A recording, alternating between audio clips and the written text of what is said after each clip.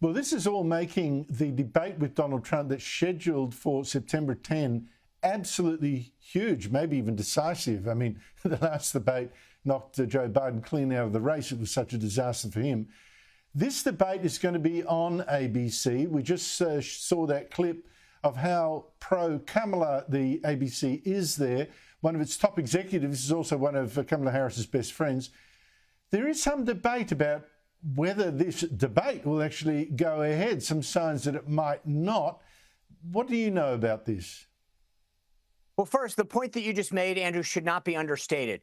A top executive that oversees the news division is a very close personal friend of hers. That cannot get understated. I'm glad you brought that up. But secondly, one of the moderators, her name is Lindsay Davis, she was the questioner of Donald Trump the other day at that National Association of Black Journalists. So you're going up against a network and against a moderator and a team that literally hates you. OK, so let's just start with that premise. I think that this debate, I'm actually very nervous about that. Do I not think that Donald Trump can handle it? Absolutely not. Is he great at these things? Yes. But they understand what's at stake. They pushed Joe Biden out of the race, OK, at the last debate. They've now installed Kamala Harris. They're letting her get away with all of the things that you and I just spoke about. They are not going to let Donald Trump get the last word, if you will, at this debate. They are stacking the deck against him, and she is going to do one of those one-liners you saw, you know, if you go back and look at the tape about her debating Mike Pence, or when she tried to get those one-liners in, I was that girl, Mr. Vice President, accusing Joe Biden of racism and segregation policies. I am truly worried about this debate because they are stacking the deck so high against Trump that I don't know that anybody can overcome this. And I think Trump, rightly so, looks at these debates and says, look, I did Hillary Clinton. I did all those other, you know, amazing politicians on the Republican side in the primary. I've, you know, did Joe Biden and crushed him and pushed him out. But I'm telling you, this September 10th is going to be consequential in the race for president because the media wants it so badly to slam the door on Donald Trump's face that they're going to do everything they can in terms of the questioning, the response, highlighting her, you know, giving her the rules that she wants, highlighting the clips, fact-checking him, but not her. I mean, I'm telling you, this actually gives me a little bit of heartburn. Now, Trump was boosted by the decision of Robert F. Kennedy Jr., once Democrat Party royalty, to quit his own election campaign as an independent and now back Donald Trump, despite all the terrible things they've said about each other.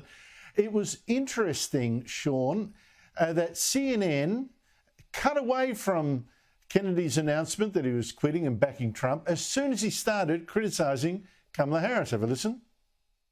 Vice President Harris has not appeared in a single interview or an unscripted encounter with voters for 35 days. We've been listening to independent candidate Robert F. Kennedy Jr. from Phoenix outlining what led him to his quixotic quest for the White House. Sean, how is Kennedy quitting and endorsing Trump going to affect this election? First of all, it's just amazing. I mean, this goes to the point I was making a moment ago. It's like they want to cover it, but then the second that it might possibly benefit Trump from hearing an alternative perspective, it's like, let's cut away from that quick. Cut away from it. Cut away from it. Do not let the American people possibly hear something positive or negative, you know, about Trump or negative against her. How is it going to impact? Here's the thing that people have to recognize. In the 7 battleground states where this election is going to be won or lost, the margin of victory in so many of the states is literally thousands. Like, you know, Michigan in 2016 was 10,703. Wisconsin was 20-something, 22,000. Pennsylvania, 44,000. So you look at what RFK brings to the table, especially his support among young men who are low propensity voters, who I think when he throws his support to Trump, let's say it amounts to 0.5%, right? Maybe 1%. That's a huge amount in these battleground states where we're talking about thousands of votes making the difference. I think the proof to me in politics is always where you spend your time and money is where your priorities lie. and look at how much time and money the Democratic National Committee spent going after and attacking Robert F. Kennedy, suing him, spending millions of dollars trying to prevent him from getting on the ballot access. Now, it's a side note, but it is kind of funny coming from the people who love to preach about democracy. But the reality is, getting back to the broader point about priorities, they knew that he was a threat to their campaign and to their way and to their election. And so they were spending time and money preventing Kennedy from getting on the ballots and from advancing his campaign. They know that it benefits Donald Trump. And I think that Kennedy backing him could have a consequential effect in those key states.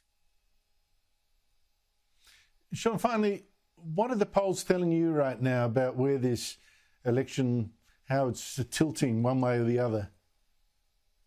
Yeah, it's a great question that you're asking, Andrew, and that's kind of leads off of the last answer.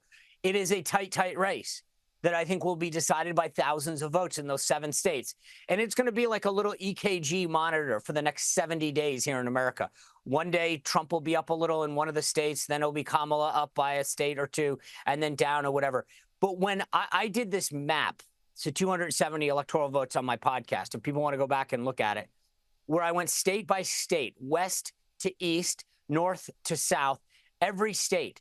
And I can play out scenarios that show Donald Trump winning with 300 electoral votes, and I can show you a tie, 269 electoral votes to 269 electoral votes, where the House of Representatives in America would decide the outcome of the election. The point is, this is going to be close. And I think that you're going to see a little bit of up and down between now and the election. The one last thing I will tell you is that I keep saying that I think there's a bunch of X factors.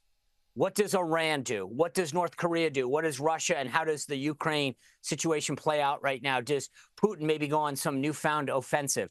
Does China become more provocative in the South China Sea? You saw just tonight them dealing with sending a plane into the Japanese airspace. And how does the Harris team react to real world results? Because she's untested. She can get away with a lot of things, but I think if there's a real world crisis, remaining silent won't be an option. And if she chooses to, that will speak volumes.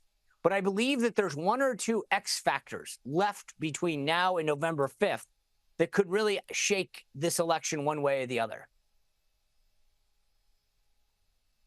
Well, we shall see. I think it's a white-knuckle ride.